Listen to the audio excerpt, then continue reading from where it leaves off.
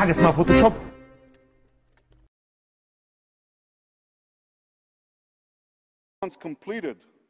היא אומנם מעודדת סל קליטה מרשים אפילו, אבל לא ממש מעודדת ללמוד את השפה העברית.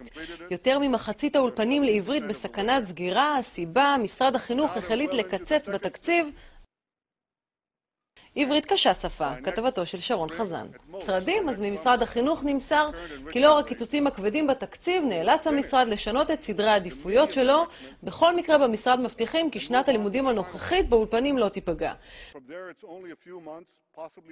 ממשרד הקליטה נמסר בתגובה כי המשרד יקבל את האחריות לאולפנים אך ורק לאחר קבלת תקציב ייעודי לנושא.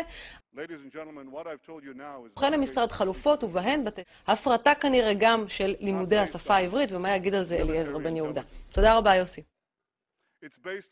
בכל מקרה במשרד מבטיחים כי שנת הלימודים הנוכחית באולפנים לא תיפגע.